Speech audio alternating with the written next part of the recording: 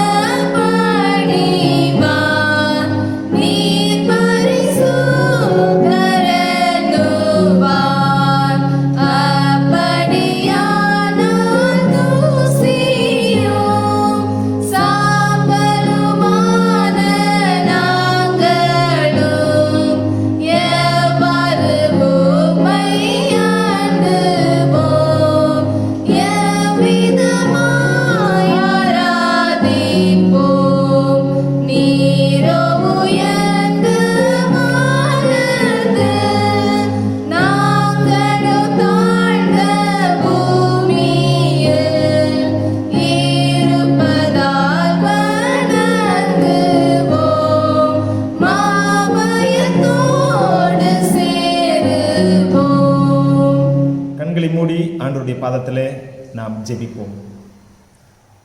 உன்னதங்களில் வாசமாய் இருந்து பூமியின் மனுமக்களாய் இருக்கிற எங்கள் ஒவ்வொருவரையும் கண்ணோக்கி பார்க்கிறதான் அன்புள்ள ஆண்டவரே, இந்த நல்ல ஓய்வு நாளின் தெய்வீக ஆராதனைக்காய் உண்மை நாங்கள் நன்றியோடு உண்மை சோஸ்தரிக்கிறோம். உலகம் முழுவதும் கொரோனா இந்த பிரச்சனை நிமித்தமாய் மனிதர்கள் தங்களுடைய இல்லங்களை விட்டு வெளியே வர முடியாமல் தவித்து கொண்டு வேதனைப்பட்டு, உலக ஜனங்கள் அதிகமான பிள்ளைகள் தங்களுடைய வியாதி நிமித்தமாய், வருத்தங்களின் நிமித்தமாய், இல்லாமை நிமித்தமாய் போராடி கொண்டிருக்கிறதையும் நாங்கள் எண்ணி பார்க்கிறோம். அவர்கள் மத்தியிலே ஆண்டவரே, உங்களுடைய பிள்ளைகளை எவ்வளவாய் உயர்த்தி வைத்திருக்கிறீர், பாதுகாத்திருக்கிறீர், பராமரித்திருக்கிறீர். உமக்கு நாங்கள் நன்றி செலுத்துகிறோம். இதோ நாங்கள் உண்மை மகிமைப்படுத்தும்படியாய், உம்முடைய வார்த்தைகளை கேட்கும்படியாய் இந்த இடத்துல நாங்கள் கூடி வந்திருக்கிறோம். ஆண்டுடைய செய்தியை இந்த நாளிலே எங்களுக்கு தர இருக்கிற டாக்டர் ஈனோக் சுந்தரம் அவர்களுக்காய் இந்த பாதத்தில் நாங்கள் ஜபிக்கிறோம். தம்முடைய மகனை கர்த்தர் மறைத்து பரிசுத்த ஆவியானவர் அபரிதமாய் வெளிப்பட உம்மை நோக்கி நாங்கள் ஜபிக்கிறோம். தம்முடைய மகனுடைய வாயிலிருந்து வருகிற வார்த்தைகள் ஒவ்வொன்றும் பரிசுத்த ஆவியானவருடைய அபிஷேகத்தை பெற்றதாய் அமைய நாங்கள் ஜபிக்கிறோம். லீதியாருடைய உள்ளம் திறக்கப்பட்டது போல ஆண்டவரே, கேட்கிற ஒவ்வொரு உள்ளங்களும் திறக்கப்பட உடைய பாதத்தில் நாங்கள் ஜபிக்கிறோம். சீக்கிரத்திலே சம்பவிக்க இருக்கிற புனிதமான ராஜ்யத்திற்கு ஆயத்தப்படுத்துகிற செய்தியாய் அமைய நாங்கள் ஜபிக்கிறோம். ஆம் தகப்பனே, எங்களுடைய சரீரமானது உம்முடைய ஆலயம் என்கிறதை நாங்கள் புரிந்து கொண்டு அதற்கு பரிசுத்த வாழ்க்கை வாழ எங்களை முழுவதுமாய் அர்ப்பணிக்கிறோம். நீரே இந்த ஆராதனையின் ஆரம்பம் முதல் நிறைவு வரைக்கும் கர்த்தர் பொறுப்பேற்று ஆசீர்வதிக்கும்படியே இந்த பாதத்தில் நாங்கள் ஜபிக்கிறோம். எங்களை முற்றுமுடிய ஒப்புக் கொடுக்கிறோம். எங்களை ஏற்றுக்கொள்ளும் வழி நடத்தும். இயேசுவின் மூலமாய் ஜெபிக்கிறோம் நல்ல பிதாவே, ஆமென்.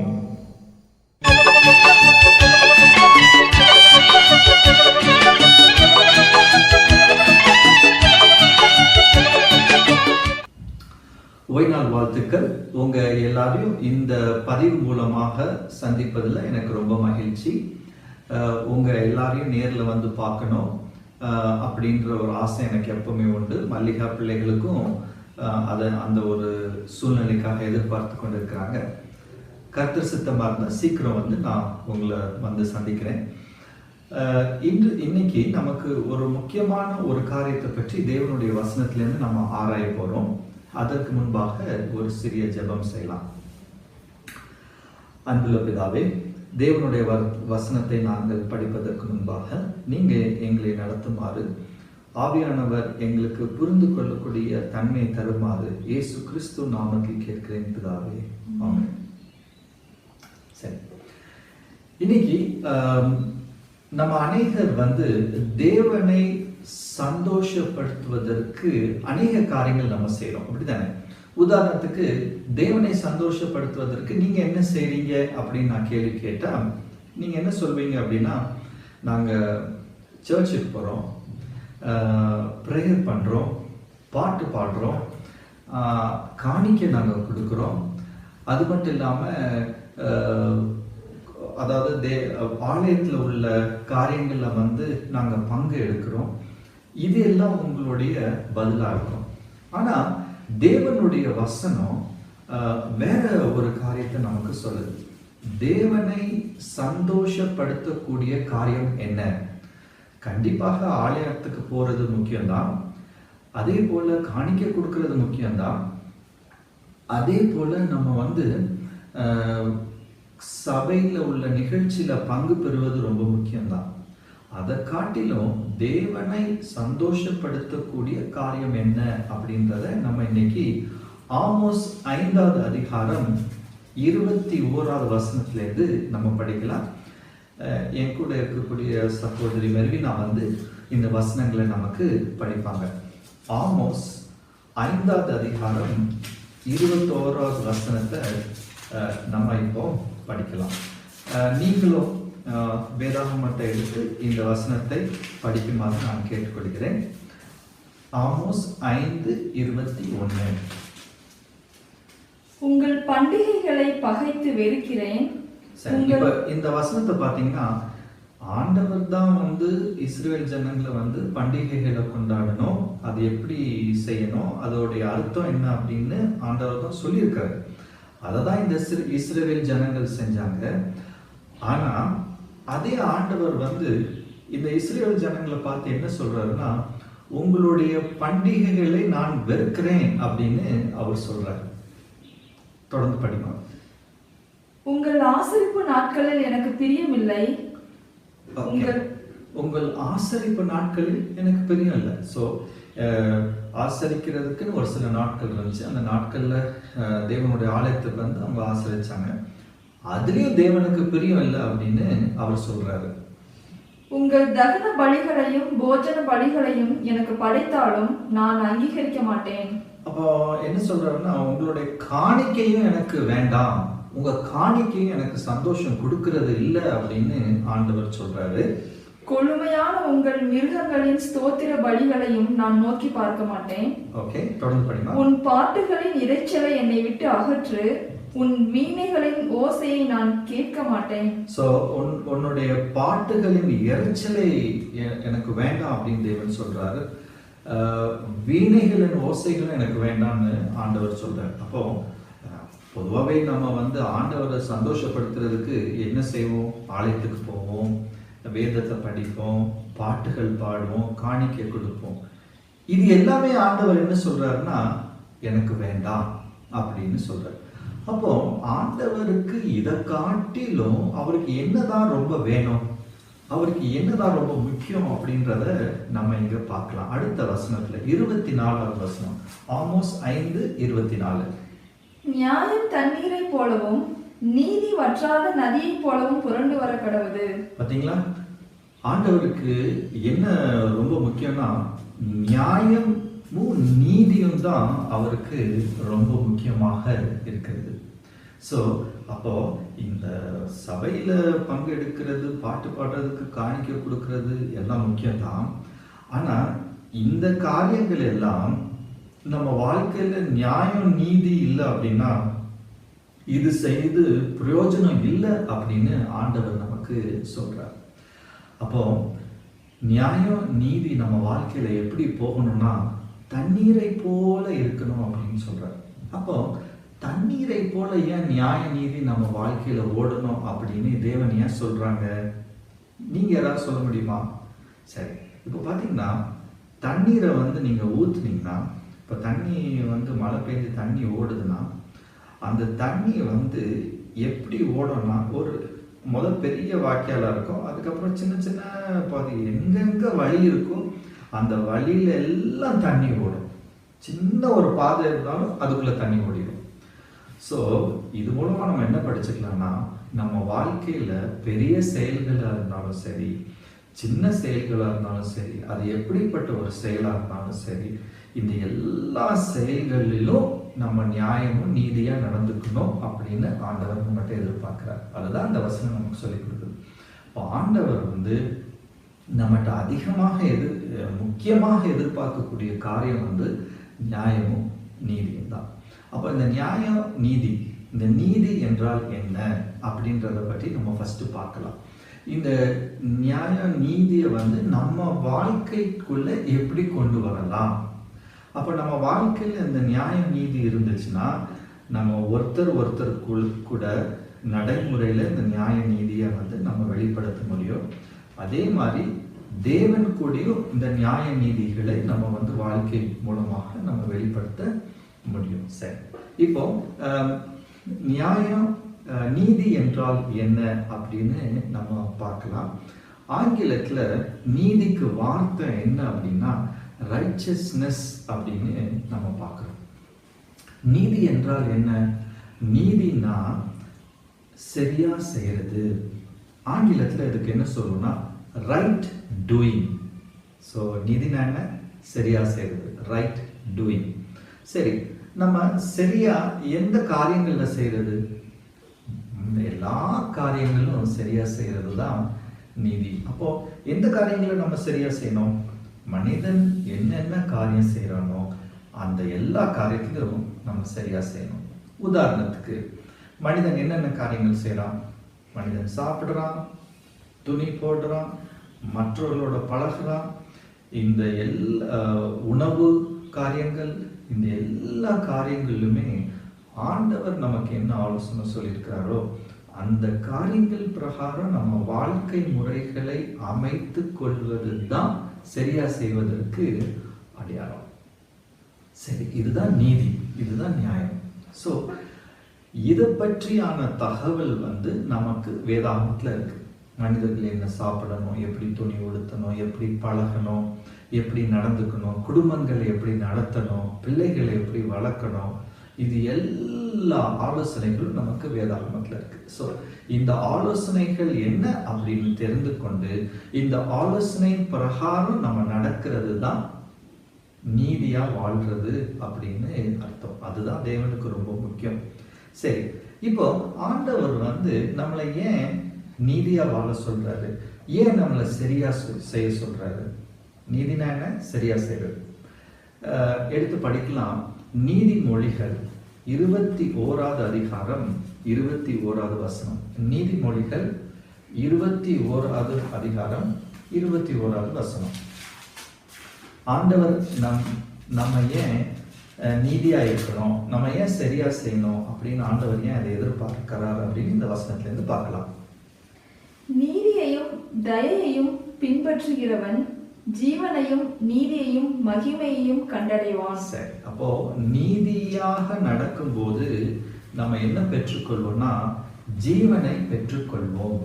அதுதான். ஸோ ஆண்டவர் வந்து நமக்கு ஜீவன், நமக்கு உயிர் கொடுத்தது ஆண்டவர் தான். அப்போ அந்த உயிரை தக்க வைக்கிறதுக்கும் அந்த உயிரை சந்தோஷமாக அனுபவிக்கிறதுக்கும் என்ன தேவை அப்படின்னா நீதியா வாழ்றது ரொம்ப அவசியமானது. ஸோ ஆண்டவர் வந்து நம்ம சந்தோஷமா இருக்கிறதுக்காக நம்மளை நீதியா இருக்கணும் அப்படின்னு அவர் எதிர்பார்க்கிறார். சரி,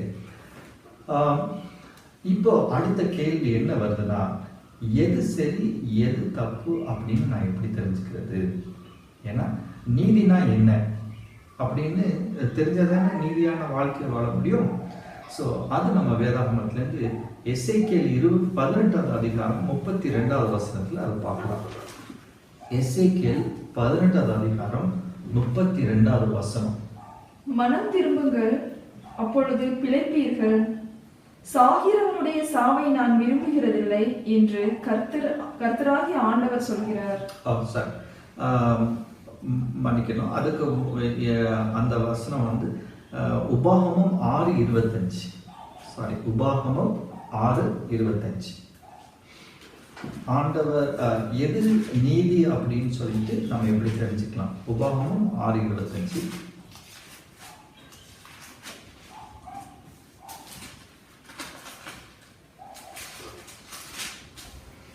நம்முடைய தேவனாகிய கர்த்தர் நமக்கு கட்டளையிட்டபடியே நாம் அவர் சமூகத்தில் இந்த எல்லா கட்டளைகளின் படியும் செய்ய சாவாதானமாயிருந்தால் நமக்கு நீதியாய் இருக்கும் என்று சொல்வாயாக. அப்போ ஆண்டவர் நமக்கு வைத்திருக்கக்கூடிய இந்த எல்லா கட்டளைகள் பிரகாரம் நம்ம நடந்தா அது நீதி அப்படின்னு நமக்கு தெரியும். ஸோ அப்போ ஆண்டவருடைய கட்டளைகள் என்ன அப்படின்றத நம்ம கொஞ்சம் பார்க்கலாம். ஆண்டவருடைய கட்டளைகள் என்ன அப்படின்னு தெரிஞ்சுக்கிறதுக்கு முக்கியமாக நம்ம என்ன பார்க்கணும்னா, ஆண்டவர் நம்மளை எப்படி படைச்சார்?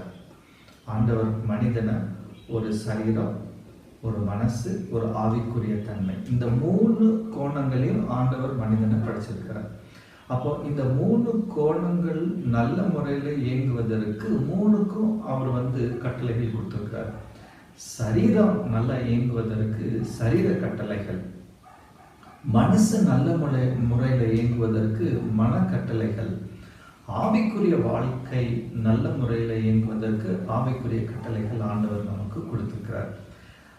இப்போ இந்த கட்டளைகள் என்ன என்ன அப்படின்றத அதுக்கு ரொம்ப அதிகமான விளக்கம் தேவைப்படுறதுனால அது இந்த முறை நம்ம அதை பார்க்க முடியாது. ஆனால் சரீரத்துக்கான கட்டளைகள் என்ன அப்படின்னு பார்க்கும்போது சரியான உணவு, நல்ல தூக்கம், தேவையான உடம்புக்கு தேவையான தண்ணி குடிக்கிறது, இதெல்லாம் சரீர கட்டளைகள்.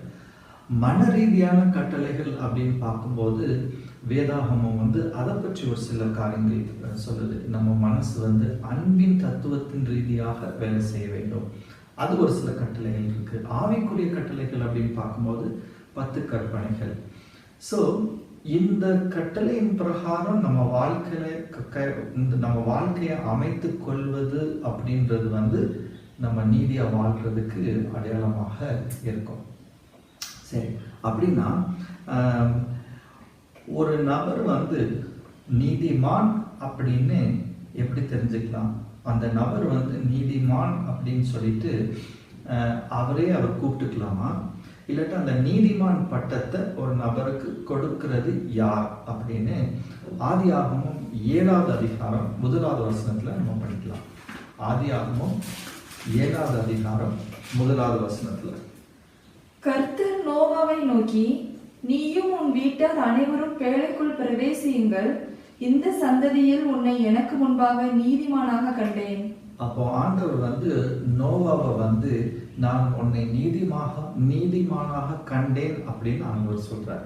அப்போ அந்த நீதிமான் அப்படின்ற ஒரு பட்டத்தை வந்து நாம கொடுக்கறது அல்ல, இல்லாட்டா ஒரு சபை போதகரோ தலைவர்களோ நமக்கு கொடுக்கக்கூடிய ஒரு அங்கீகாரம் கிடையாது. அது தேவன் மனிதனுக்கு கொடுக்கக்கூடிய ஒரு அங்கீகாரம். அந்த அங்கீகாரத்தை பெற்றுக்கொள்வதுதான் ஒவ்வொரு மனிதனுடைய மிகப்பெரிய ஒரு லட்சியமாக இருக்க வேண்டும். சரி, அப்போ இப்போ நம்ம நீதியை பற்றி பார்த்துட்டு இருக்கோம். நீதி என்றால் என்ன அப்படின்னு பார்த்தோம், அது சரியா செய்யறதுன்னு பார்த்தோம். ஏன் ஆண்டவர் நீதியா நம்ம இருக்கணும்னு எதிர்பார்க்கிறாரு? ஏன்னா நம்ம வாழணும், நல்ல வாழ்க்கை வாழணும்னா நீதியா இருக்கணும் அப்படின்றது தேவனுடைய விருப்பமாக இருக்கிறது அப்படின்னு பார்த்தோம். நீதி என்றால் என்ன? எது நீதி அப்படின்னு பார்த்தோம்னா தேவனுடைய கட்டளைகள் தான் நமக்கு நீதி அப்படின்றத பார்த்தோம். சரி, இப்போ இந்த நீதிகள்ல பிரிவுகள் இருக்கா? எத்தனை விதமான நீதி இருக்கு?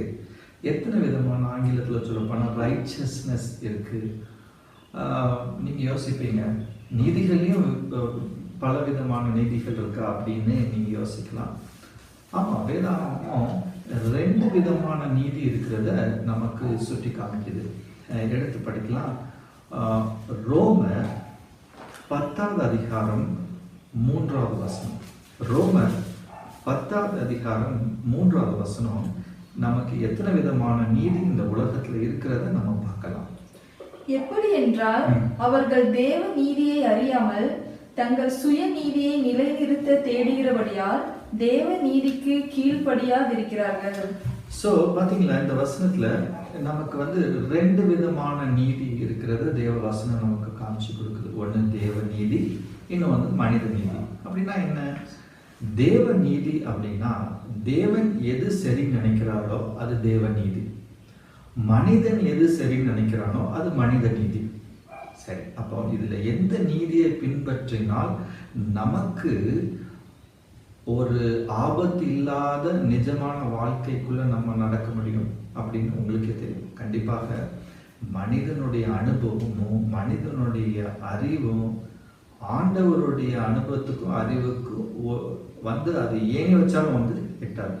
அப்போ ஆண்டவர் ஒன்று சொன்னார்னா அந்த நீதியின் பிரகாரம் நம்மளை வந்து மாத்திக்கிறது தான் நமக்கு லாபகரமாகவும் நன்மையாகவும் அது அமையும். ஆனா மனிதனோட நீதியின் பிரகாரம் நம்ம நடந்துட்டோம்னா அது நமக்கு ஒரு பெரிய ஆபத்து, அது ஒரு மிகப்பெரிய விளைவுகள்ல நம்ம வந்து விட்டுரும். ஸோ அதனால இங்க வந்து 2 விதமான நீதிகள் நம்ம பார்க்குறோம். ஸோ நீங்க எந்த விதமான நீதிகள்ல பின்பற்ற விருப்பப்படுறீங்க? ஒருவேளை உங்க வாழ்க்கையில வந்து சூழ்நிலைகள் வரலாம். ஆண்டவர் வந்து நீங்க இப்படிதான் வாழணும், இப்படிதான் செய்யணும் அப்படின்னு ஆண்டவர் நமக்கு அறிவுரை சொல்றாரு. இல்லை அதை பற்றி ஒன்றும் இல்லை, இந்த சூழ்நிலையில் வந்து ஆண்டவர் புரிஞ்சுக்குவார் அப்படின்ட்டு ஆண்டவருடைய நீதியை மாற்றி அமைக்கிறது வந்து கண்டிப்பாக அது ஆபத்தில் தான் விடும். ஆண்டவர் வந்து எப்படி ஆகாரங்கள் நம்ம சாப்பிடணும்னு சொல்லியிருக்கிறார், அந்த ஆகாரங்களை சாப்பிடும்போது தான் நமக்கு பாதுகாப்பு. இல்லை பரவாயில்ல, இது இப்படி சேர்த்துக்கலாம் அப்படி சேர்த்துக்கலாம் போது அது நம்ம வந்து கண்டிப்பாக நமக்கு ஆபத்தாக தான் வரும். ஆண்டவர் வந்து நம்ம எப்படி துணிகள் ஆடை அணையணும் அப்படின்னு சொல்லியிருக்கிறார். அப்போ அது இல்லாமல் நம்ம வந்து அதை மாற்றும் போது கண்டிப்பாக அது நமக்கு வந்து ஆபத்தை தான் முடியும். அதே போல் சமுதாயத்தில் குடும்பங்கள் எப்படி இருக்கணும், பெற்றோர்களுக்கு பிள்ளைகள் கீழ்ப்படியணும், இந்த காரியங்கள் எல்லாம் தேவ நீதி. இந்த தேவ நீதிக்குள்ள நம்ம உட்படும் போது தான் நம்ம சந்தோஷமாக இருக்க முடியும். சரி, இப்போ அடுத்தபடியாக நம்ம என்ன பார்க்க போறோம் அப்படின்னா, இந்த நீதியான வாழ்க்கைய நான் எப்படி பெற்றுக்கொள்வது? ஸோ உதாரணத்துக்கு நம்ம பார்த்தோம், தேவனுடைய கற்பனைகளை கீழ்ப்படிஞ்சா அது நீதியாக இருக்கும் அப்படின்னு நம்ம படித்தோம். சரி, இன்னையிலேருந்து நான் தேவனுடைய எல்லா கற்பனையும் கீழ்ப்படிய போறேன் அப்படின்னு ஒரு தீர்மானம் பண்ணி தேவனுடைய கற்பனைகளை கீழ்ப்படிய ஆரம்பிக்கிறோம் அப்படின்னு வச்சுக்கோமே. ஒரு வருஷம் கழிச்சு தேவன்கிட்ட போய், தேவனே நான் 1 வருஷமா உங்க கற்பனையா கீழ்ப்படிஞ்சிருக்கிறேன், எனக்கு நீதிமான் பட்டம் கொடுங்க அப்படின்னு சொன்னா இது சாத்தியப்படுமா, அப்படி நம்ம செய்ய முடியுமா அப்படின்றத நம்ம பார்க்க போறோம். சரி, இப்போ பார்த்தீங்கன்னா ஒரு முக்கியமான காரியம் என்ன அப்படின்னா, ஒரு மனிதன் வந்து இது வந்து ஒரு இயற்கையின் விதி. சரிங்களா, இது ஞாபகம் வச்சுக்கணும். ஒரு இயற்கையின் விதியை பற்றி உங்கள்கிட்ட பேச போறேன். இந்த இயற்கையின் விதி என்ன அப்படின்னா, ஒரு மனிதன் தனக்கு விருப்பம் இல்லாத காரியத்தை அவன் செய்தானா அது அவனுக்கு மிகப்பெரிய ஒரு மன அழுத்தத்துல விடும். அப்போ நமக்கு விருப்பம் உள்ள காரியங்கள் செய்யறது வந்து ரொம்ப முக்கியமானது. ஆனால் விருப்பம் இல்லாத காரியம் செய்யும் போது அது மிகப்பெரிய ஒரு மன அழுத்தத்துக்குள்ள நம்ம தள்ளும் அப்படின்னு ஆராய்ச்சி சொல்லுது. இது நம்ம சொந்த அனுபவமாகவும் இருக்குது. ஆனா இப்போ வேத வசனம் என்ன சொல்லுது? மனிதர்களுடைய விருப்பங்கள் தேவனுடைய வார்த்தையின் பிரகாரம் இருக்குதா, தேவனுடைய வார்த்தைக்கு மாறாக இருக்குதா அப்படின்னு நம்ம வேத வசனத்திலிருந்து பார்க்கலாம். ரோமர் 7வது அதிகாரம் 15வது வசனம் படிக்கலாம். ரோமர் 7வது அதிகாரம் 15வது வசனம்.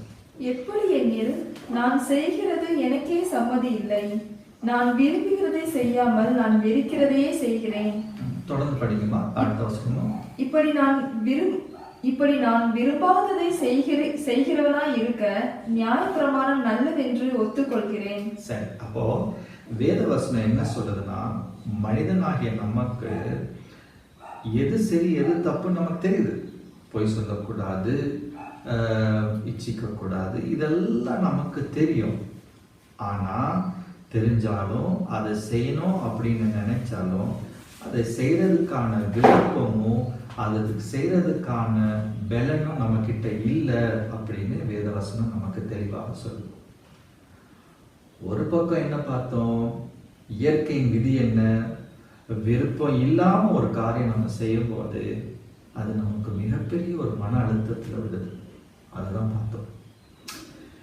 இன்னொரு பக்கம் என்ன பார்க்குறோம் அப்படின்னா, நம்மளுடைய விருப்பங்கள் தேவனுடைய வார்த்தைக்கு ஏர்மாறாக இருக்குது அப்படின்னு பார்த்தோம். அப்போ இங்க நம்ம ஒரு பெரிய பிரச்சனைக்குள்ள மாட்டிக்கிட்டோம். பார்த்தீங்களா? என்ன பிரச்சனை? தேவன் நம்மளை படிச்சிருக்காரு, நம்ம நல்லா வாழணுன்றதுக்காக நீதிகளை அவர் நிலைநாட்டியிருக்கிறாரு. அதுதான் அவருடைய சட்டங்கள். ஆனா அந்த சட்டங்களை கீழ்ப்படுகிறதுக்கு நம்ம கிட்ட விருப்பம் இல்லை. ஏன்னா நம்மளுடைய சுபாவம் அப்படியா இருக்கு. அப்ப விருப்பம் இல்லாம ஒரு காரியம் செய்யும் போது அது நமக்கு மிகப்பெரிய ஒரு மன அழுத்தம், அநேக நோய்களுக்குள்ள நம்ம தள்ளுறோம். அப்படி என்றால் நம்மளுடைய சூழ்நிலை எவ்வளவு மோசமா இருக்கு அப்படிதானே? இன்னைக்கு பார்த்தீங்கன்னா நிறைய கிறிஸ்தவர்கள் இருக்கிறாங்க. கிறிஸ்தவர்கள் பேரு தான் இருக்கக்கூடிய அந்த கிறிஸ்தவ தன்மைகள் இல்லை. ஆனா கிறிஸ்தவர்களா இருந்தாலும் அவங்க கிட்ட சந்தோஷம் இல்லை, சமாதானம் இல்லை. ஏன்? பிகாஸ் என்ன காரணம் அப்படின்னா, அந்த அவங்க பைபிள் சொன்ன மாதிரி ஒரு சில காரியங்கள் செஞ்சாலும் அது செய்யறதுக்கான விருப்பம் இல்லை. அப்போ இந்த பிரச்சனையில இருந்து நமக்கு விடுதலை எப்படி கிடைக்கும்? இதுதான் சரியான வழி. சரியான வழியை செய்வதற்கு எனக்கு விருப்பம் இல்லை. விருப்பம் இல்லாம செஞ்சா அது எனக்கு இன்னும் ஆபத்து. அப்ப இந்த பிரச்சனையிலிருந்து நமக்கு விடுதலை எப்படி கிடைக்கும்? தேவனுடைய பிள்ளைகளே, இதுதான் நமக்கு நல்ல செய்தி. சரி, அதுக்கு முன்பாக நான் சொன்ன காரியங்களை இன்னும் சொல்ல நம்ம ஆழமா பார்க்கலாம். அதாவது எரேமியா 13:23 படிக்கலாம். எரேமியா 13:23. நான் சொன்ன அதே காரியம் தான் நம்ம இங்கேயும் பார்க்கிறோம். எரேமியா 13வது அதிகாரம் 23வது வசனம் பார்க்கலாம். எத்தியோப்பியன் தன் தோளையும் சிறுங்கி தன் புள்ளிகளையும் மாற்றக்கூடுமோ? கூடுமானால் தீமை செய்ய பழகின நீங்களும் நன்மை செய்யக்கூடும். சோ இப்ப நம்ம என்ன பார்க்கிறோம்னா, ஒரு எத்தியோப்பியன் தன்னுடைய நிலங்களை மாற்ற முடியாது. அதே மாதிரி சிவங்கி மேல இருக்கக்கூடிய புள்ளியை அதை மாற்ற முடியாது. அதே போல மனித குணங்களை நம்மளுடைய சொந்த முயற்சினால மாற்ற முடியாது. ஏன்னா நம்மளுடைய குணங்கள் எப்படி இருக்கு? வேத வசனத்துக்கு முரண்பாடாக செயல்படக்கூடிய குணங்கள் தான் நமக்கு இருக்குது. அப்போ இந்த குணங்களை மாத்துறதுக்கு நம்மளால முடியாது. அதுதான் வேத வசனம் சொல்லுது. அதுதான் நான் இதுக்கு முன்னாடி மட்டும் சொன்னேன். அப்போ இந்த பிரச்சனையிலேருந்து நமக்கு வெளியே வர்றதற்கு பதில் என்ன? இதுதான் நல்ல செய்தி. வேத வசனம் நமக்கு இதை சுவிசேஷம் அப்படின்னு சொல்லுது. சுவிசேஷம்னா என்ன? நல்ல செய்தி. அப்போ நமக்கு நல்ல செய்தி என்ன? நமக்கு நல்ல செய்தி என்னன்னா, இப்படி ஒரு சூழ்நிலையிலேருந்து, என்ன சூழ்நிலை? தேவனோட வசனம் சரி, ஆனா அதை பின்பற்றுவதற்கு எனக்கு பலன் இல்லை. அந்த பலனை கொடுக்கக்கூடிய தேவன் வச்சிருக்கக்கூடிய அந்த செய்தி தான் நமக்கு நல்ல செய்தி. சரி, அப்போ இந்த பிரச்சனையிலேருந்து நமக்கு விடுதலை என்ன அப்படின்றத தீத்து 2வது அதிகாரம் 11வது வசனம் நமக்கு விளக்கி சொல்லுது. தீத்து 2வது அதிகாரம் 11வது வசனம் நமக்கு என்ன விளக்கம் கொடுக்குதுன்னா, தேவனுடைய பிரமாணத்தை கீழ்ப்படிவதற்கு நமக்கு ஆசை எப்படி உண்டாகும், தேவனுடைய பிரமாணத்தை கீழ்ப்படுகிறதுக்கு நமக்கு பலன் எப்படி வரும், அதுதான் நமக்கு நல்ல செய்தி. அந்த நல்ல செய்தி என்ன அப்படின்றத இந்த வசனத்துல நம்ம படிக்கலாம். ஏனெனில் எல்லா மனுஷருக்கும் ரட்சிப்பை அளிக்கத்தக்க, எல்லா மனுஷனுக்கும் ரட்சிப்பை அளிக்க. ரட்சிப்புனா என்ன? அதாவது வந்து ஒரு பெரிய பிரச்சனையிலேருந்து காப்பாத்துறது தான் ரட்சிப்பு. அப்ப நமக்கு இருக்கக்கூடிய பிரச்சனை என்னன்னு பார்த்தோம், சுபாவம் சரியில்லை, தேவனுடைய வசனம் கரெக்ட், ஆனா அதுக்கு தகுந்த போல நம்மளுடைய வாழ்க்கையை அமைச்சிக்க முடியல. அதுதான் நமக்கு பிரச்சனை, அதுதான் நமக்கு ஆபத்து. அப்போ எல்லா மனிதர்களுக்குமே இந்த பிரச்சனை இருக்கு.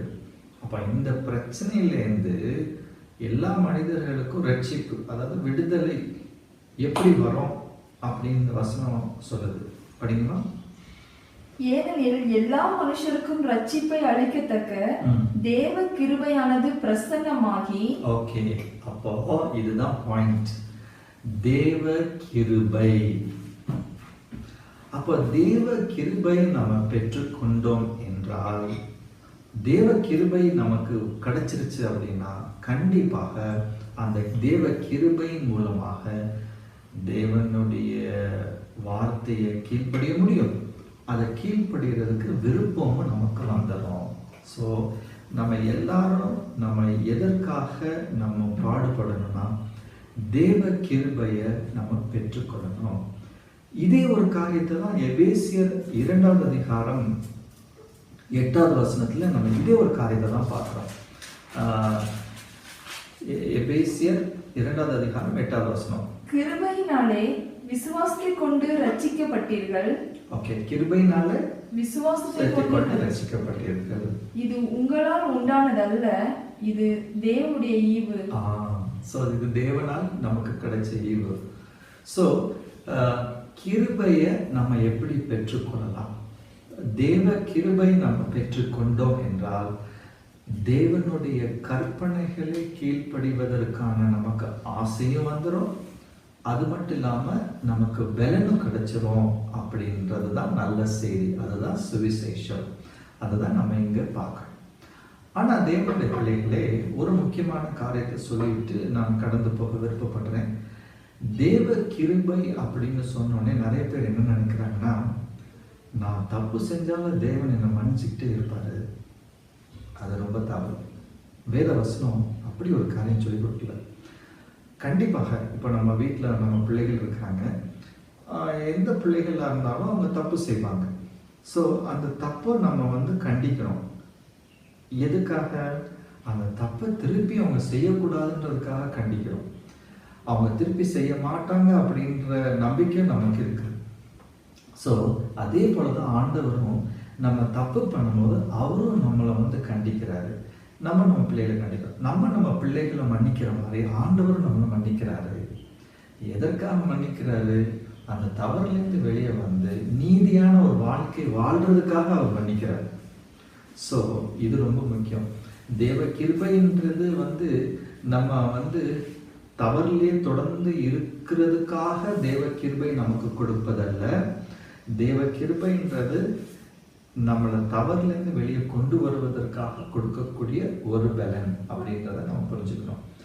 இதே ஒரு காரியத்தை யாக்கோபு 2வது அதிகாரம் 20வது வசனத்துல நமக்கு இது தெளிவாகுது. யாக்கோபு 2வது அதிகாரம் 20வது வசனத்திலேருந்து நம்ம படிக்கலாம். வீணான மனுஷனே, கிரிகையினால் அல்ல விசுவாசம் செத்ததென்று நீ அறிய வேண்டுமோ? தொடர்ந்து படிக்கலாம். நம்முடைய பிதாவாகிய ஆபிரகாம் தன் குமாரன் ஈசாக்கை பலிபீடத்தின் மேல் செலுத்தின போது கிரிகையினாலே அல்லவோ நீதிமானாக்கப்பட்டான். சரிம்மா, 23, 24 படிங்க.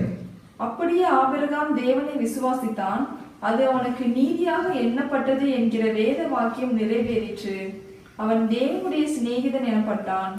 ஸோ தேவனுடைய பிள்ளைகளை இங்க பார்த்தீங்கன்னா, ஆபிரகாம் நீதியை எப்படி பெற்றுக்கொண்டாங்க அப்படின்றத நம்ம இங்க பார்க்கிறோம். எப்படி பெற்றுக்கொண்டார்?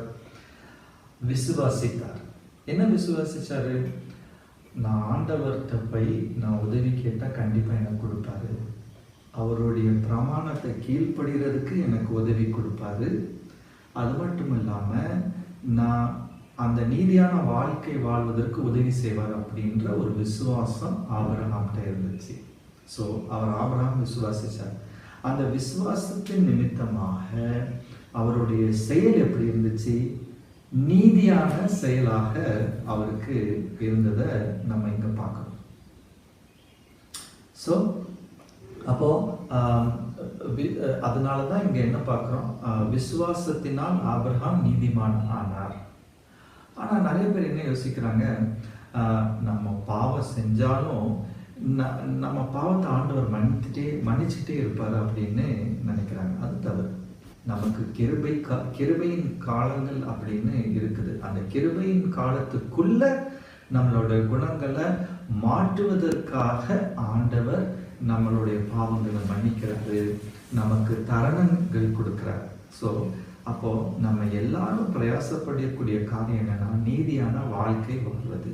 சரி, அப்ப நீதியான வாழ்க்கை வாழ்வதற்கு நமக்கு என்ன வேணும்? கிருபை வேணும் அப்படின்னு நம்ம படிச்சோம். கிருபை கிடைச்சிச்சுன்னா கண்டிப்பா நீதியான வாழ்க்கை நமக்கு கிடைக்கும். அப்போ தேவ கிருபையை நாம் பெற்றுக்கொண்டால் எனக்கு என்ன நன்மை அப்படின்றத நம்ம பார்க்கலாம். சரியா? அப்போ இப்ப தேவ கிருபையை பெற்றுக்கொண்டால் நமக்கு என்ன நன்மை? அப்போஸ்தலர் 20வது அதிகாரம் 32வது வசனம். அப்போஸ்தலர் 20வது அதிகாரம் 32வது வசனத்தை நம்ம படிக்கலாம். படிங்க. இதுல தேவனுடைய கிருபை எனக்கு என்ன நன்மைகளை கொண்டு வரும் அப்படின்றத நம்ம பார்க்கலாம். இப்பொழுதும் சகோதரரை, நீங்கள் பக்தி விருத்தி அடையவும் பரிசுத்தமாக்கப்பட்ட அனைவருக்குள்ளும் உங்களுக்கு சுதந்திரத்தை கொடுக்கவும் வல்லவருமாய் இருக்கிற தேவனுக்கும் அவருடைய கிருபையுள்ள வசனத்துக்கும் உங்களை ஒப்பு கொடுக்கிறேன். ஓகே, நம்ம பக்தி விருத்தி அடைவதற்கு நமக்கு என்ன தேவை? தேவ கிருபை. ஸோ தேவ கிருபையை பெற்றுக்கொண்டால் நம்ம பக்தி விருத்தி அடையலாம், கிறிஸ்துக்குள்ள நம்ம வளரலாம் அப்படின்ட்டு நம்ம இங்க பார்க்கிறோம். அப்போ தேவ கிருபையை பெற்றுக்கொண்டால் நம்ம கிறிஸ்துக்குள் வளர்ச்சி அடையலாம் அப்படின்னு நம்ம இங்க பார்க்கிறோம். ரெண்டாவது, தேவ கிருபை எனக்கு என்ன செய்யும்?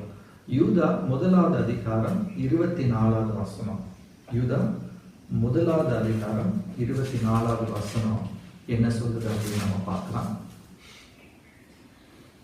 வலுவாதபடி உங்களை காக்கவும் தமது மகிமையுள்ள சன்னிதானத்திலே மிகுந்த மகிழ்ச்சியோட உங்களை மாசற்றவர்களாய் நிறுத்தவும் வல்லமை உள்ளவரும்.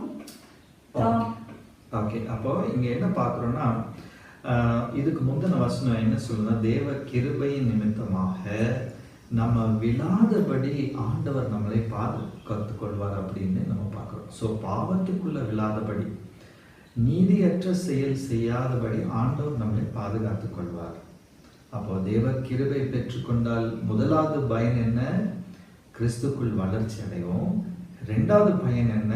பாவத்துக்குள்ள விழாம அவர் காத்துக்கொள்வார். மூணாவது பயன் என்ன? நம்ம தேவனுடைய கிருபை பெற்றுக்கொண்டால் சங்கீதம் 103வது அதிகாரம் 12வது வசனத்துல தேவ கிருபையை பெற்றுக்கொண்டால் நமக்கு வரக்கூடிய மூன்றாவது நன்மை என்ன அப்படின்னு நம்ம பார்க்கலாம்.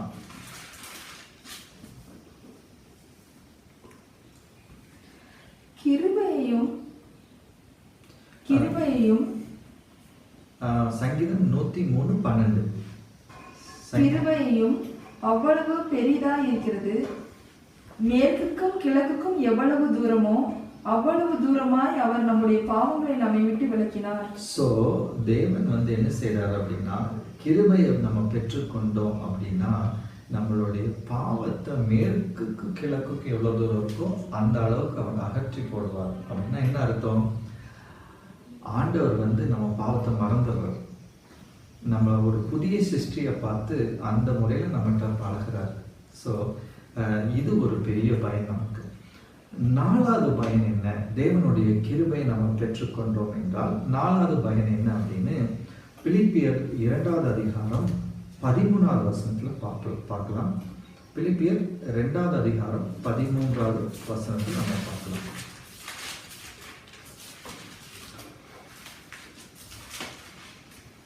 ஏனெனில் தேவனே தம்முடைய தயவுள்ள சித்தத்தின்படி விருப்பத்தையும் செய்கைகளையும் உங்களில் உண்டாக்குகிறவராய் இருக்கிறார். பாத்தீங்களா, நம்ம ஏற்கனவே பார்த்தோம். தேவனுடைய பிரமாணத்தை கீழ்ப்படுகிறதுக்கு நமக்கு விருப்பம் வேணும், அப்படிதானே? விருப்பம் இல்லாம எது செஞ்சாலும் நமக்கு பெரிய மன அழுத்தத்துல விட்டுரும். அப்போ தேவனுடைய கற்பனையை கீழ்ப்படுகிறதுக்கும் அவர்களுடைய வழியில செல்வதற்கும் ஆண்டவர் என்ன சொல்றாருன்னா, அந்த விருப்பத்தையும் நான் தருவேன் அப்படின்றார். ஸோ தேவ கிருபையை மட்டும் நம்ம பெற்றுக்கொண்டால் பாவ மன்னிப்பு கிடைக்கும், தேவனுடைய பிரமாணத்தை கீழ்ப்படுகிறதுக்கு விருப்பம் கிடைக்கும், அந்த நீதியிலேருந்து விழாதபடி அவருடைய உதவி கிடைக்கும். அது மட்டும் இல்லாம கிறிஸ்துக்குள் வளர்வதற்கு நமக்கு அதுக்கும் உதவி கிடைக்கும். இந்த நன்மைகள் எல்லாம் நாம பெற்றுக்கொள்ளலாம். சரி, கடைசியாக இப்போ உங்களோட கேள்வி என்ன இருக்கும்? தேவ கிருபையை நான் எப்படி பெற்றுக்கொள்வது? ஒரு 6-7 முக்கியமான காரியத்தை நம்ம பார்த்துட்டு முடிக்க போறோம். தேவ கிருபையை நான் பெற்றுக்கொள்வதற்கு நான் என்ன செய்ய வேண்டும்? முதலாவது 1 யோவான் 2வது அதிகாரம் 19வது வசனம். 1 யோவான் 2வது அதிகாரம் 9வது வசனம். மன்னிக்கணும், 1 யோவான் 1வது அதிகாரம் 9வது வசனம். நம்முடைய பாவங்களை நாம் அறிக்கையிட்டால்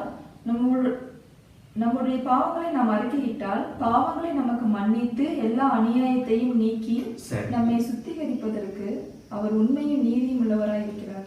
இப்போ தேவனுடைய கிருபையை நாம் பெற்றுக்கொள்வதற்கு நான் என்ன செய்யணும்?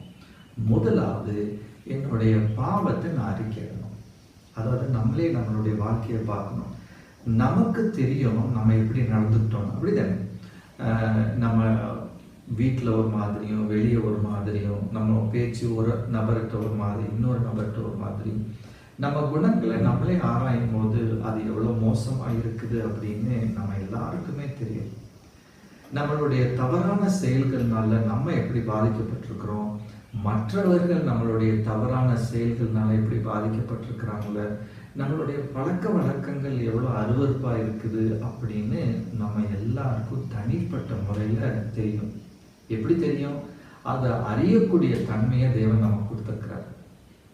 ஸோ நம்ம வாழ்க்கை நம்ம ஆராய்ந்து நம்ம வாழ்க்கை மேல நமக்கு முதல் அருவருப்பு வரும். ஐயோ, இந்த வாழ்க்கை சரி கிடையாது, நான் தேவனுடைய சாயல படைக்கப்பட்டிருக்கிறேன், நான் தேவனை போல நீதியா இருக்கணும் அப்படின்ற ஒரு உணர்வு நம்ம கொண்டு வரணும். அது ஜெபத்தின் மூலமா கொண்டு வரணும். இது வந்த பிறகு ஆண்டவர்கிட்ட நம்மளுடைய பாவத்தை எல்லாம் அறிக்கை, ஆண்டவரே என்னுடைய வாழ்க்கை ரொம்ப மோசமா இருக்குது, நான் ஒரு நேரத்துல ஒரு மாதிரி பேசுறேன், இன்னொரு நேரத்துல இன்னொரு மாதிரி இருக்கிறேன், எனக்கு என்னோட வாழ்க்கையை பார்ப்பதற்கு எனக்கு அருவருப்பா இருக்குது, நான் நீதியா இருக்கணும், எனக்கு உதவி செய்யுங்க அப்படின்னு நம்மளுடைய பாவங்கள் எல்லாம் அறிக்கைட்டு தேவனோட ஒரு புது ஒப்பந்தம் போடணும். தேவனே, இனிமேல் நான் நீதியான வாழ்க்கைக்குள்ள வாழ விருப்பப்படுறேன், எனக்கு உதவி செய்யுங்க அப்படின்னு ஒரு ஒப்பந்தம் போடணும். இதுதான் முதல் படி. சரி, அப்போ 2வது படி என்ன அப்படின்னு பார்க்கும்போது எபிரேயர் 11வது அதிகாரம் 6வது வசனம் நமக்கு அந்த 2வது படி நமக்கு என்னன்றதை பார்க்கிறோம். எபிரேயர் 11:6. விசுவாசம் இல்லாமல் தேவனுக்கு பிரியமாய் இருப்பது கூடாத காரியம். சோ விசுவாசம் இல்லாம தேவனை சந்தோஷப்படுத்த முடியாது. ரோமர் 4வது அதிகாரம் 3வது வசனம். ரோமர் 4வது அதிகாரம் 3வது வசனம்.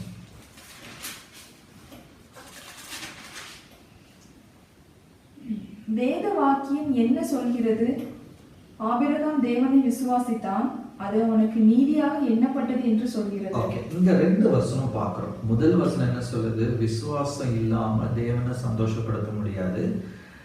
ஆபிரகாம் தேவனை விசுவாசித்ததுனால அவன் நீதிமானானா அப்படின்னு நம்ம பார்க்கணும். ஸோ அதே போல உங்க பாவங்கள் எவ்வளவு மோசமா இருந்தாலும் சரிதான், நீங்க சமுதாயத்துல உங்களை யாரும் ஏற்றுக்கொள்ளவில்லை என்றாலும் சரிதான், இல்லாட்டா உங்களுக்கு நல்ல பேர் இல்லைனாலும் சரிதான், கவலைப்படாதீங்க.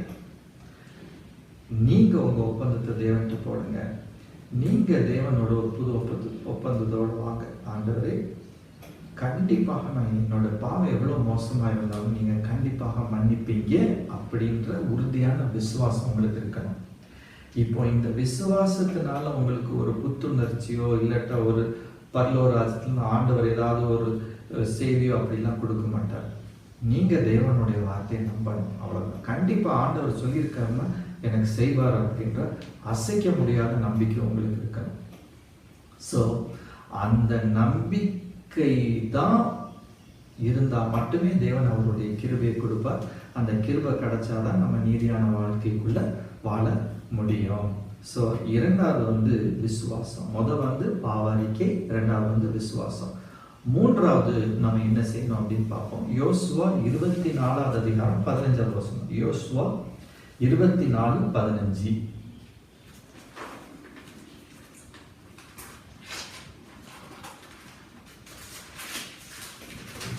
ஸோ 2 காரியம் பார்த்துருக்கோம். இப்போ 3வது காரியம் நம்ம பார்க்க போறோம். கர்த்தரை சேவிக்கிறது உங்கள் பார்வைக்கு ஆகாததாய் கண்டால் பின்ன யாரை சேவிப்பீர்கள் என்று இன்று தெரிந்து கொள்ளுங்கள். ஸோ 3வது என்ன அப்படின்னா, எது நீதி அப்படின்னு தெரிஞ்சுக்கிட்டு அந்த பாதையில போவதற்கு நம்ம தீர்மானம் எடுக்க வேண்டும். உதாரணத்துக்கு புறம் கூறக்கூடிய ஒரு பழக்கம் நமக்கு இருக்கு. மற்றவர்களை பற்றி புறம் பேசுறது நம்மளுடைய பழக்கமாக இருந்தால் நம்ம என்ன செய்யணும்? ஒருவேளை 2 பேர் இருக்கிறாங்க, அவங்களுக்கும் இந்த பழக்கம் இருக்கு. அப்போ உங்களுக்கு தெரியும் அங்கே போனால் நீங்களும் இந்த பாவம் செய்வீங்க அப்படின்னு உங்களுக்கு தெரியும். அப்போ என்ன செய்யணும்? நீங்கள் தீர்மானிக்கணும், இல்லை நான் அங்கே போக மாட்டேன், அங்கே போனேன்னா நானும் இந்த பாவத்துக்குள்ளே விழுவேன் அப்படின்னு சொல்லிட்டு நீங்கள் அந்த தீர்மானம் எடுக்கணும் அங்கே போகாமல் இருக்கிறதுக்கு. ஒரு சில சூழ்நிலைகள் உங்களை பாவத்துக்குள்ளே இழுக்கும். அப்போ அந்த சூழ்நிலைக்குள்ளே நான் போக மாட்டேன் அப்படின்னு நிச்சயமாக நீங்கள் தீர்மானம் எடுக்கணும். அப்படி தீர்மானம் எடுக்கும் போது கடவுள் அந்த கிருபையை உங்களுக்கு கொடுக்க முடியும். ஸோ முதலாவது பாவரிக்கை, 2வது என்ன பார்த்தோம்? விசுவாசம், 3வது தீர்மானம். நீங்கள் தேவனுடைய வழியில் போவதற்கு தீர்மானம் எடுக்கணும். 4வது என்ன அப்படின்னு சங்கீதம் 4வது அதிகாரம் 5வது வசனம்ல நம்ம பார்க்க போறோம். தேவ கிருபையை பெற்றுக்கொள்வதற்கு சங்கீதம் 4வது அதிகாரம் 5வது வசனம் என்ன சொல்லுன்னு பார்க்கலாம். நீதியின் பலிகளை செலுத்தி கர்த்தர் மேல் நம்பிக்கையாயிருங்கள்.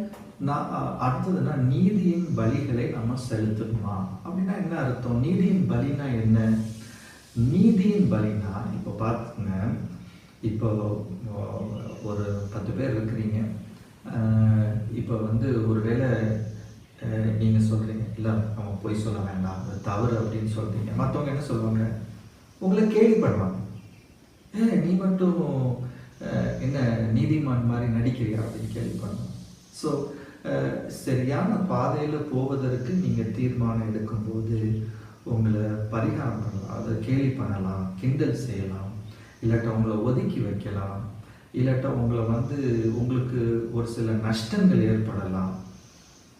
இதுதான் நீதியின் பலி. அது மட்டும் இல்லாமல் ஒருத்தவங்களை உங்களை இழிவாக பேசலாம். அப்போ இழிவாக பேசும்போது உங்களுக்கு எப்போ நிம்மதி வரும்? நீங்களும் திருப்பி இழிவாக அவங்கள பேசினாலும் உங்களுக்கு நிம்மதி வரும். ஆனால் நீங்கள் இழிவாக பேசாமல் இருக்கும்போது அது உங்களுக்கு கஷ்டம் ஏற்படும். அந்த கஷ்டத்தை தாங்கிக்கிறது தான் நீதியின் பலி. இதை தான் கிறிஸ்து இயேசு கொஞ்சம் வித்தியாசமாக சொல்கிறாரு. என்னை பின்பற்றவங்க உங்கள் சிலுவை எடுத்து பின்பற்றுங்க அப்படின்னா, கிறிஸ்துவோட வழியில் பின்பற்றும் போது நமக்கு அநேக பிரச்சனைகளும் கஷ்டங்களும் இருக்கும். அந்த பிரச்சனைகள் கஷ்டங்களை இதுதான் நீதியின் வழின்னு சொல்லிட்டு சந்தோஷமாக ஏற்றுக்கொள்ள வேண்டும். ஸோ இந்த நீதியின் பலி ரொம்ப முக்கியம். இந்த நீதியின் பலி செலுத்துவதற்கு யார் ஆயத்தமாக இருக்கிறாங்களோ அவங்களுக்கு தான் கிருபை கிடைக்கும். தேவனுடைய பிள்ளைகளே, இதே பாடத்தை தான் தேவன் இஸ்ரேல் ஜனங்களுக்கு எப்படி சொல்லி கொடுக்குறாங்கன்னா, அந்த ஆட்டுக்குட்டியை வெட்டி எந்த ஒரு தவறு செய்யாத அந்த ஆட்டுக்குட்டியை வெட்டும் போது அதுக்கு என்ன ஏற்படுது? வலி ஏற்படுது. அந்த வலியை தாண்டி அதை உயிரை கொடுத்துருது. அதுதான் கிறிஸ்துவ தான் அதுதான் நமக்கு செஞ்சார். அதே போல நமக்கு நீதி வழியை பின்பற்றுவதற்கு வரக்கூடிய சோதனைகளை நம்ம தாங்கிக்கணும். அதுதான் நீதியின் பலி. சரி, அடுத்தது என்ன அப்படின்னு பார்ப்போம். மத்தேயு 5வது அதிகாரம் 6வது வசனம். மத்தேயு 5வது அதிகாரம் 6வது வசனம். தேவனுடைய கிருபையை பெற்றுக்கொள்வதற்கு நாம என்னென்ன செய்யணும்? மத்தேயு 5வது அதிகாரம் 6வது வசனம். நீதியின் மேல் நீதியின் பசிதாகம் உள்ளவர்கள் பாக்கியவான்கள், அவர்கள் திருப்தி அடைவார்கள். ஸோ நீதியின் மேல நமக்கு பசி தாகம் இருக்கணும். அப்படின்னா என்ன அர்த்தம்?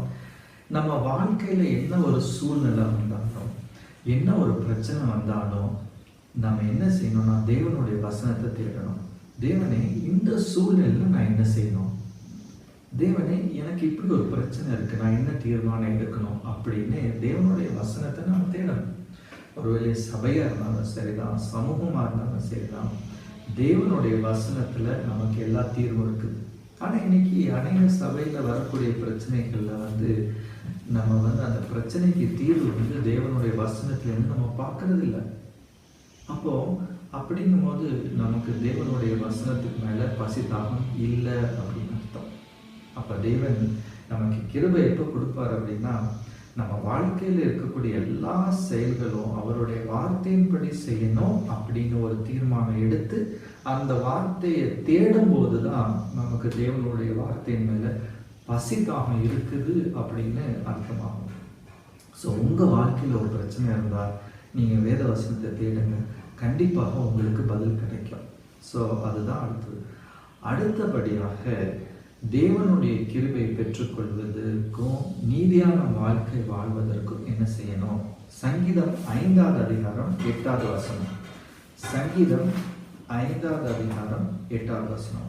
கர்த்தாவே, என் சத்துருக்களின் நிமித்தம் என்னை உம்முடைய நீதியிலே நடத்தி எனக்கு முன்பாக உம்முடைய வழியை செவ்வைப்படுத்தும். சரி, இது என்ன செய்யும் அப்படின்னா, ஜெபம் பண்ண வேண்டும்.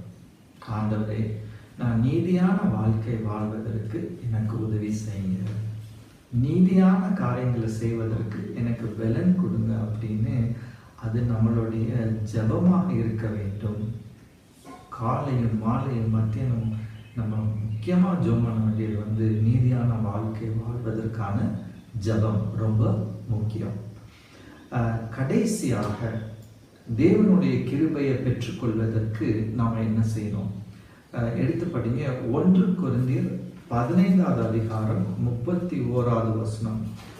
1 கொரிந்தியர் 15வது அதிகாரம் 31.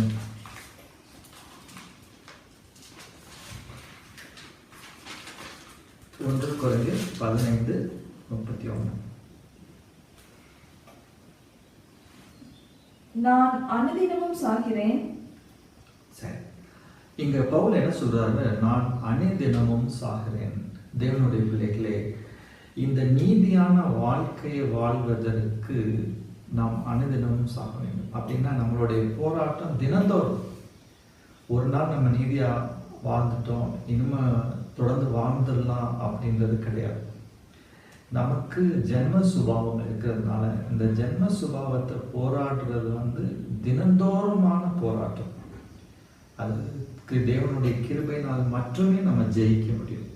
ஸோ தேவனுடைய பிள்ளைகளே, தேவனுடைய கிருபை பெற்றுக்கொண்டு நீதியான வாழ்க்கை வாழ்வது எப்படி அப்படின்னு நம்ம பார்த்தோம். முதலாவது, நம்ம பாவ மன்னிப்பு கேட்கணும். 2வது, விசுவாசம் இருக்கணும். 3வது, சரியான தீர்மானங்கள் நம்ம பண்ணணும். 4வது, நீதியின் பழியை நம்ம செலுத்துவதற்கு ஆயத்தமாக இருக்கணும். 5வது, தேவ வசனத்து மேல பசி தாகம் உள்ளவர்களாக நம்ம காணப்பட வேண்டும், ஜெபிக்க வேண்டும். இதற்காக கடைசியாக நம்மளுடைய போராட்டம் தினந்தோறும் ஒரு போராட்டம். இப்போ இந்த காரியங்கள்ல நீங்க எங்க இருக்கிறீங்க? அநேகர் கிறிஸ்தவர்கள் முதல் படியே தாண்டல. அதாவது ஆண்டவர்கிட்ட முழுமையாக அவங்களுடைய பாவங்களை இன்னும் மன்னிப்பு கேட்கல. தேவன் மேல உள்ள விசுவாசம் வளர்ச்சி அடையாம ஒரே ஒரு நிலைமையில தான் இருக்குது. அப்படி இருந்தால் கண்டிப்பாக நம்ம மாறணும் கிறிஸ்துவோடைய உதவினால. ஏன்னா கடைசி நாட்களில் நம்ம வாழ்ந்துட்டு இருக்கிறோம். அப்போ தேவனோட நம்ம சரியா இருந்தோம்னா இருந்தால் மட்டுமே நமக்கு எல்லா காரியங்களிலும் தேவன் நமக்கு உதவி செய்வார். கடைசியாக ஒரு வசனம் பார்த்துட்டு நம்ம முடிக்க போறோம். 2 கொரிந்தியர் 5வது அதிகாரம் 17வது வசனம். 2 கொரிந்தியர் 5வது அதிகாரம் 17வது வசனம். இப்படி இருக்க, ஒருவன் கிறிஸ்துவுக்குள் இருந்தால் புது சிருஷ்டியா இருக்கிறான், பழையவைகள் ஒளிந்து போயின, எல்லாம் புதிதாயின. தேவனுடைய பிள்ளைகளை, கிறிஸ்துவை நம்ம ஏற்றுக்கொண்டால் பழசு எல்லாம் ஒளிந்து போய்விட்டது, அவன் புது சிருஷ்டி அப்படின்னு வேதவசனம் நமக்கு சொல்லுது. ஸோ பழைய வாழ்க்கையை பற்றி நீங்கள் ஏன் கவலைப்படணும்? கவலைப்படாதீங்க, அது எப்படியா இருந்தாலும் பரவாயில்ல. பட் ஆண்டவர் நமக்கு இங்கே நல்ல செய்தி கொடுத்துருக்கிறார். தேவனுடைய நீதியை பின்பற்றிக் கொள்வதற்கும் அதிலிருந்து வரக்கூடிய சந்தோஷத்தை நம்ம அடைவதற்கும் அவர் கிருபை கொடுத்திருக்கிறார். அந்த கிருபையை நீங்க பெற்றுக்கொள்ள விருப்பப்படுறீங்களா? அப்படி என்றால் இந்த படிகளை நீங்கள் பின்பற்றுங்க. கண்டிப்பா ஆண்டவர் உங்களை ஆசீர்வதிப்பார். நீங்களும் உங்க குடும்பமும் கண்டிப்பாக ஆண்டவர் வரும்போது அவரை சந்திக்க நீங்க ஆயத்தமாக இருக்கலாம். தேவன் உங்களை ஆசீர்வதிப்பதாக. ஆமென்.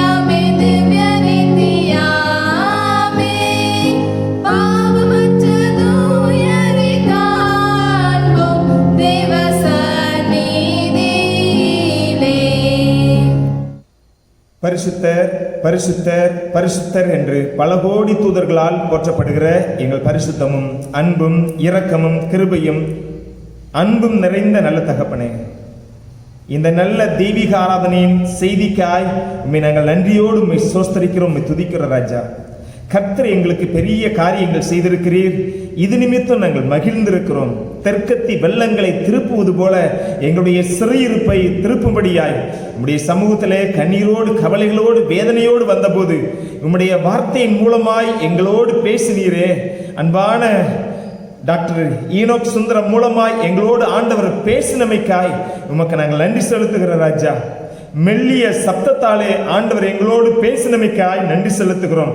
வார்த்தைகளை கேட்டு கீழ்ப்படுகிற பாக்கியத்தை எங்களுக்கு கர்த்தர் அருளும்படியாய் நம்முடைய பாதத்திலே நாங்கள் ஜெபிக்கிறோம். ஒரு காதலை கேட்டு மறு காதலை விட்டுவிடுகிறவர்களாய் அல்ல ஆண்டவரே, உம்முடைய சமூகத்தில் வசனங்களை கேட்டு அதனுடைய அர்த்தத்தையும் ஆழத்தையும் உணர்ந்து இந்த கடைசியான நாட்கள் இது என்கிறதை உணர்ந்து உம்முடைய வருகைக்குரிய ஆயத்தங்களை பண்ண எங்களை முழுவதுமாய் அர்ப்பணிக்கிறோம். செய்தி கொடுத்த தம்முடைய மகனுக்காய் நாங்கள் ஜெபிக்கிறோம். தம்முடைய மகனையும் அன்பானவருடைய குடும்பத்தையும் அவர்கள் செய்து வருகிற மருத்துவ ஊழியங்களையும் ஆண்டவர் ஆசீர்வதிக்கும்படியே நாங்கள் ஜெபிக்கிறோம். இன்னும் ஏராளமானவர்களுக்கு ஆண்டவரே மருத்துவ ஊழியத்தின் நிமித்தமாய் ஆண்டுடைய செய்தியை கொண்டு செல்வதற்கு உம்முடைய மகனை கர்த்தர் பயன்படுத்த வேண்டும் என்ற பாதத்தில் நாங்கள் ஜெபிக்கிறோம். இதோ தங்களுடைய இல்லங்களிலே ஆண்டுடைய செய்தியை கேட்ட அனைத்து பிள்ளைகளையும் ஆண்டவர் ஆசீர்வதிக்கும்படி நாங்கள் ஜெபிக்கிறோம். இந்த கொரோனா பாதிப்பு எங்களுக்கு சீக்கிரத்திலே முடிவு உண்டாக்கப்படவும் அது நிமித்தமாய் நாங்கள் ஒருவரை ஒருவர் முகமுகமாய் ஆலயத்திலே தரிசிக்கிற பாக்கியத்தை ஆண்டவர் எங்களுக்கு தர வேண்டுமாய் நம்முடைய சமூகத்திலே நாங்கள் ஜெபிக்கிறோம். எங்களை அர்ப்பணிக்கிற ராஜா, பலகீனத்திலே சோர்விலே உள்ள பிள்ளைகள் யாராகிலும் இந்த ஜெபத்தை கேட்டுக்கொண்டிருப்பார்களானால், இந்த செய்தியை கேட்டிருப்பார்களானால் தம்முடைய பிள்ளைகள் பலனடைந்து சுகமடைந்து உம்முடைய நாமத்தை மகிமைப்படுத்த ஜெபிக்கிறோம். எங்களை அர்ப்பணிக்கிறோம். எங்களை ஏற்றுக்கொள்ளும் வழி நடத்தும். இயேசுவின் மூலமாய் ஜெபிக்கிறோம் நல்ல பிதாவே, ஆமென். என் ஆத்மாவே கர்த்தரை சோஸ்தரி, என் முழு உள்ளமே பரிசுநாம சோஸ்தரி. என் ஆத்மாவே கர்த்தரையே சோஸ்தரி, அவர் செய்த சகல உபகாரங்களையும் மறவாதே. ஆமென். நம்முடைய கர்த்தராய் இருக்கிற இயேசு கிறிஸ்துவினுடைய கிருபையும் பிதாவாகிய தேவனுடைய அன்பும் பரிசுத்த ஆவியானவருடைய ஐக்கியம் என்றும் என்றும் சதா நாட்களிலும் இயேசுவினுடைய 2ஆம் வருகை வரைக்கும் நம் அனைவரோடும் கூட இருப்பாராக. ஆமென். ஆமென்.